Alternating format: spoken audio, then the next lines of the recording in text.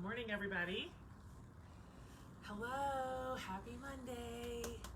Happy to see you. Not only am I able to come to you from the porch swing, but I had to just go inside and turn off my air conditioning.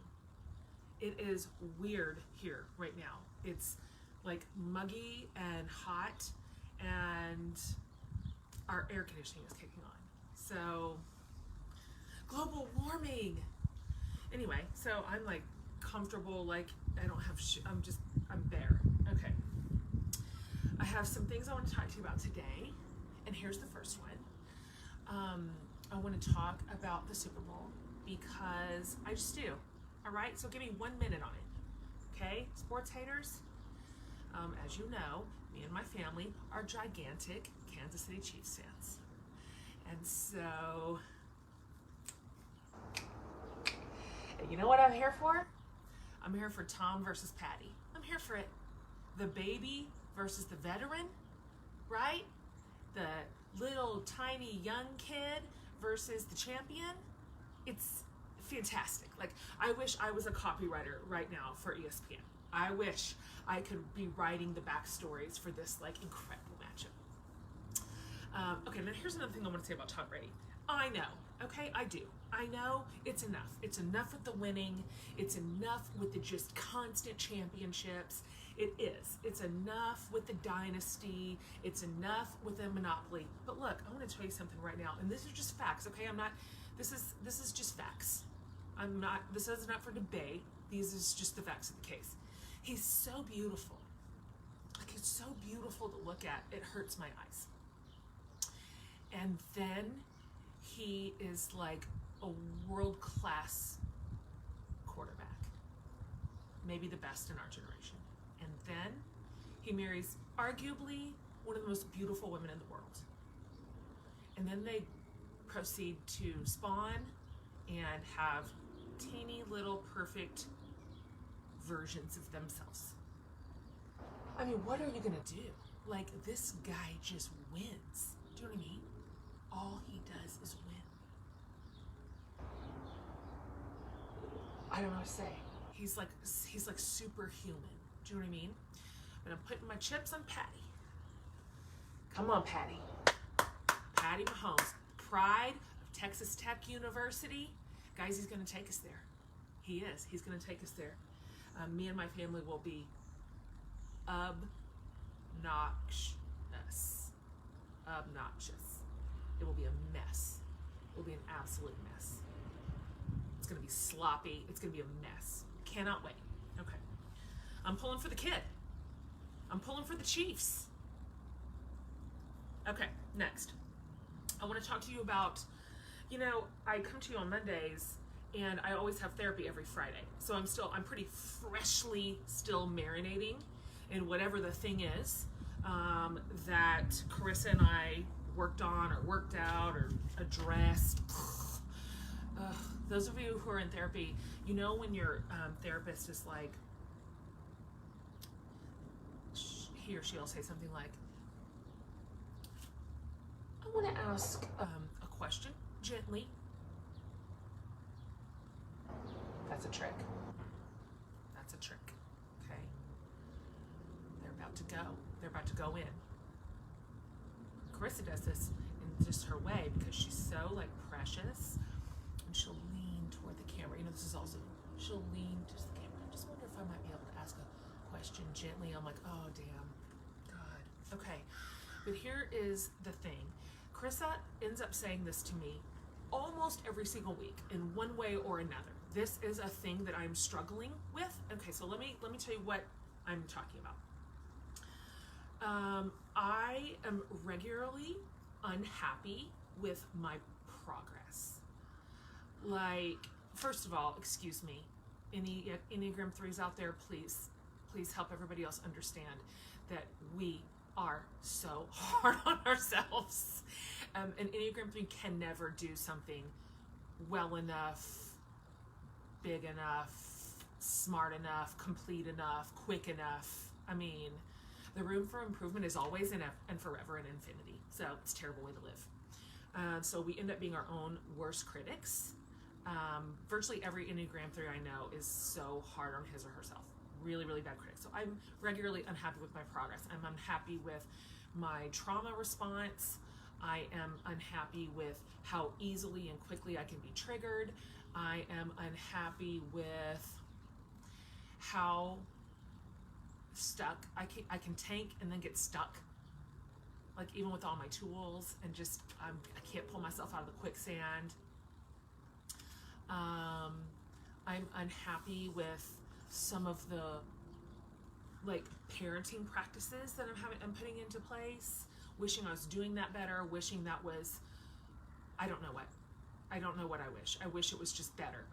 Better is a very vague way to feel bad about everything that you're doing. So, and so every single week, no matter which little sliver of the thing we're talking about, Carissa ends up leaning in like she does to the camera with her sweet face. And she says some version of this. Jen, I get to be the person who says to you, you just haven't learned this yet. You just haven't learned it. You have no practice in this. You don't have precedence for this. You're learning. You're learning. And every day is practice. You're practicing trauma response. You are practicing recovery. You are practicing gentleness and mindfulness. You're practicing parenting in some ways. And so this refrain, you just haven't learned this yet, is so kind. It's so self-compassionate. This notion, and I'm thinking about you now, I'm pivoting it, because remember how I always say, lucky for you, I'm in therapy, which means you get free therapy. That's how this goes. So how many of us are dealing right now with a scenario or an experience or a loss that we haven't learned how to deal with yet? We have never had a practice. You know why? We've never been in a pandemic before. We just haven't learned this yet, right? We've never pivoted our entire lives back to our home base with our children. We're just practicing. We haven't learned it. We haven't all experienced the sorts of losses that we have now, both collectively and individually, experienced. We're just learning. We're just learning. What if we practiced that level of self-compassion to say, I am not where I want to be on this, but I am learning. I am learning. I am practicing. Maybe you can do what I do, and I look at the kids and I'm like, we're going to practice this together. None of us are great at this because we just haven't learned this yet. But we're going to learn together, and we're going to practice together. And that means some days it feels like we're getting it a little bit more right, and some days it feels like we're getting it not as right, and that's how this goes. So, I get to be the person who says to you, you just haven't learned this yet. Keep going. Keep practicing. Keep showing up, right? That is 80% of the thing. Just keep going, right? I believe that we will get there because we can learn. We can learn things that we've never had to put into play before. We can learn all sorts of incredible new skills and ways to move through this world as more complete, honest human beings with integrity who are learning how to tell the truth and learning how to acknowledge the truth and learning how to own the truth and learning how to survive. Okay? I get to be the one who says that to you. Thank you, Carissa. Here's a fun thing. I alluded to this last week. A lot of you are super, super, super new here. Let's say new like in the last 2 years even. I don't know. I'm just making it up. Some of you, a small percentage of you, have been around this a long time.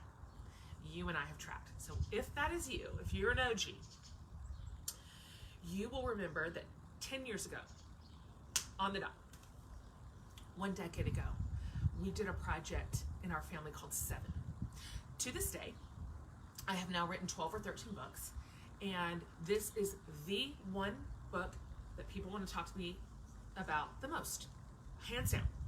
It's because it was wild. It was wild. It was fascinating. It was a social experiment. And essentially, here's the premise. It was this sense. I had this like gnawing sense that everything in my life was just too much.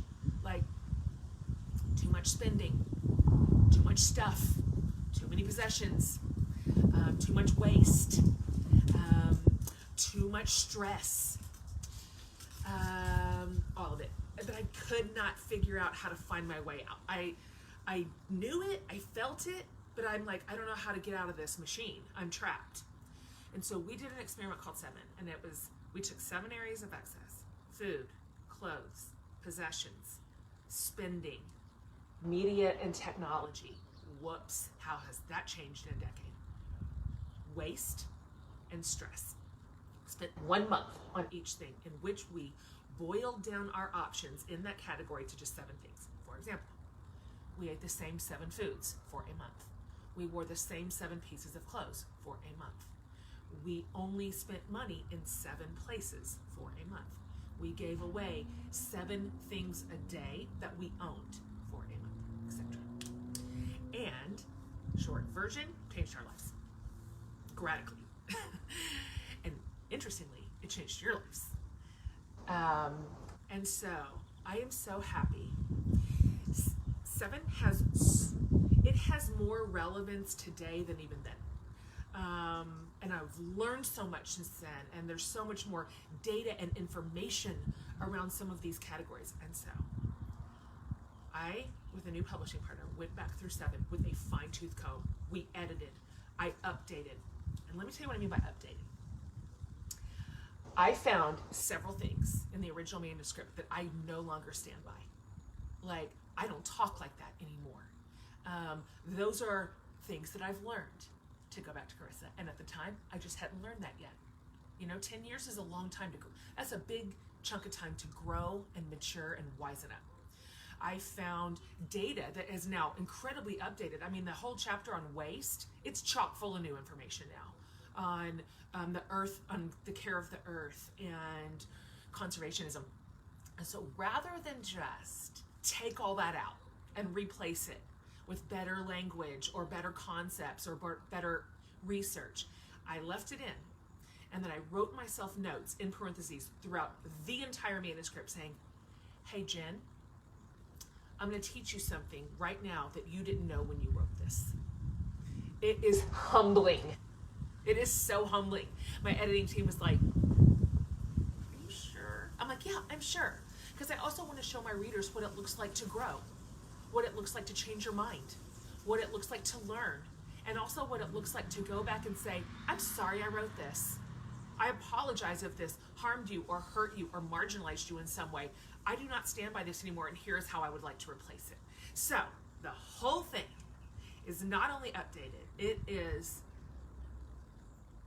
it's like walking through my life with me for the last decade. So it's changed its title, and it's called Simple and Free. I want to give a huge shout out to my email subscriber community, my EFs, my email friends. They factored in largely to the updated version of Simple Free. My EFs helped me with the cover design, with the color palette. They helped me with the titling. I went back to my EFs and said, hey, who in here is an OG? Who did 7 the first time around and has something to say about it? And they were like, you guys, 7 changed people's lives. Like, I don't even know what to say. If you're right here on the comments right now and you did 7 originally or at some time since, just drop it in. Like, I'm not kidding. It changed people's lives. When you confront materialism and consumerism and excess, just be prepared for stuff that's going to happen on the other side of this. So Simple and Free is the best iteration it has ever been. It's the most current, it's the most true, it's full of justice. And then, y'all, we went in for you. We also created, these are brand new products. This was the original trade, but completely updated and revised. These are brand new. We did a Simple and Free guided journal and a simple and free study guide. Because what we discovered the first time around is this is what you want to do in community. This is stuff to do with your family. This is stuff to do with your friends, with your small group, with your Bible study, with your neighbors, because the conversations inside of these are so rich. And then, of course, if you tackle any sort of the experiment yourself, it's nice to have some partners. It is nice to have some co-conspirators if you're doing something weird, okay? By the way, let me be the first to say, none of this is a template or a rule book or a list of do's and don'ts. I promise you it isn't. There's all kinds of options in here for you to hook into the conversation in a way that makes sense for you. So anyway, you guys, and aren't they so pretty? I am so proud of these. I am just tickled to absolute death. Thank you to my new publishing partner, Convergent, who has worked their fingers to the bone to get these in your hands. I record the audiobook for this next week. So it all comes out in March, and you can have it in these beautiful book forms. You can get the audiobook, which I didn't read it the first time around, so this will be my first time to record simple and free. I can't wait. You know, I love to do that for you. So audio listeners, coming in hot for you. You can find all of this and more over at my website, jenhatmaker.com. It's on the front page, but also if you go under the books, it's the very top tab. I'm going to do this with you. Oh, by the way, I'm going to do this with you. We are going to do sort of an online community where we do a shortened version, not a 7-month version, a shortened version of the experiment. Let's just see what happens. Let's just see what happens. Fun. Last thing. God, they're so pretty, right? Look at this. It's so pretty on the inside. The aesthetic of it delights me to the nth degree. Okay. Excuse me. This is the last day you're going to see me in glasses. Hello. Your girl's getting Lasik this week. I had to wear my glasses for a week before, so I haven't been able to wear my contacts. But this is it, man. Fare thee well. I won't miss you. I will not miss you. I've had glasses since the 2nd grade. I'm doing the thing where you do one eye for distance and one eye for up close. Do you know what I'm saying right now? Does this make people who can't see know what I'm talking about? I'm doing the thing. And Man Eye, who I'm doing my surgery through, that's who Caleb got his Lasik through a few months ago. If you remember that was his graduation present. Assures me that my brain will learn about it. That my brain will learn to see. I don't know how this works. I'm not a doctor. I'm not an eye specialist. I don't know about retinas. But they just tell me your brain learns with one eye to look there and with another eye to look here. Therefore, not only do I not need these or contacts, I won't need readers. Guys, I'm gonna be a new person, a person I've never been. So I hope you won't miss me in my big librarian glasses. Guys, I'm gonna travel. I will get on an airplane and go to a thing that I do and just see. I'll just see with my eyes. I won't bring contact cases and saline solution and glasses and readers. I can't go anywhere without any of that stuff. I don't even know what to say. I don't even know what to say. So, last time. Gosh, wait till you see me next week. I don't know what I'll look like. Caleb's eyes looked weird for a few days, so we'll just find out about that. But, okay. Patty Mahomes. If you love me and you don't have any other skin in the game, cheer for the Chiefs. Why would you cheer for Tom Brady? He's got enough. He's got a ring on every hand. I think this is his 11th Super Bowl. He does not need another one. It's too much. He's got an embarrassment of riches in this world. We're going to pull for the kid, and we're going to pull for the Chiefs, okay?